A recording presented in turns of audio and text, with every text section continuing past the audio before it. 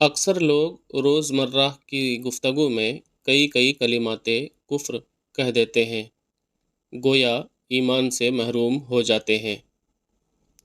یہ یاد رہے کہ ہر گناہ کی بخشش ہے، لیکن اگر جان بوجھ کر کفر بک دیا تو بخشش اور مغفرت اور جنت میں جانے کی کوئی صورت نہیں، بلکہ ہمیشہ جہنم میں جلنا پڑے گا۔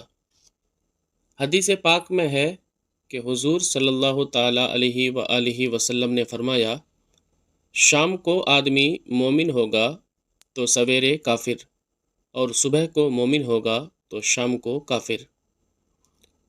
دوستو، کلمات کفر کتنے ہیں اور کس کس بات سے کفر لازم آتا ہے، اس سب کو بیان کرنا تو امر محال ہے، مگر ہم اپنے عوام بھائیوں کے لیے چند ہدایات بتا دیتے ہیں۔ انشاءاللہ ان پر عمل کرنے سے ایمان سلامت رہے گا۔ آپ باادب ہو جائیں، اللہ تعالیٰ، اس کے رسول، فرشتے، خانہ کعبہ، مساجد، قرآن پاک، دینی کتابیں، بزرگان دین، علماء کرام، والدین، ان سب کا ادب، تعظیم اور محبت دل میں بٹھا لیں۔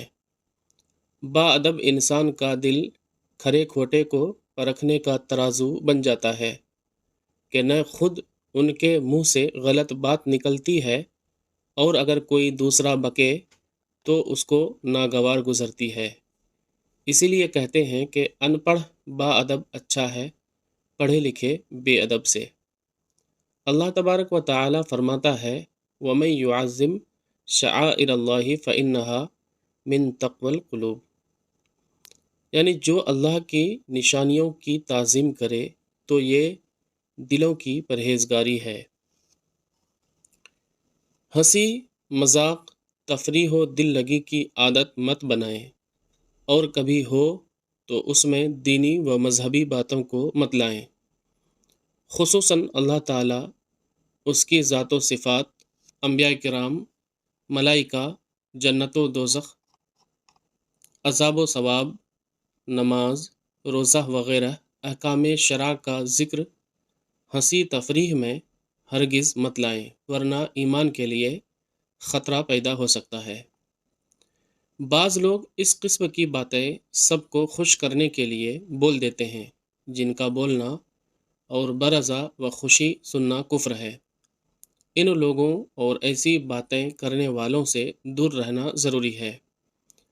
مثلاً سب مذہب ایک جیسے ہیں، خدمت خلق ہی دین و ایمان ہے، وطن پہلے ہے، مذہب بعد میں، ہم پہلے فلاں ملک کے باشندے ہیں، مسلمان بعد میں، رام رحیم دونوں ایک ہیں، وید و قرآن میں کوئی فرق نہیں، مسجد و مندر دونوں خدا کے گھر ہیں، یا دونوں جگہ خدا ملتا ہے، نماز پڑھنا فارغ لوگوں کا کام ہے، روزہ وہ رکھے جس کو کھانا نہ ملے، نماز پڑھنا نہ پڑھنا سب برابر ہے، ہم نے بہت پڑھ لی کچھ نہیں ہوتا ہے۔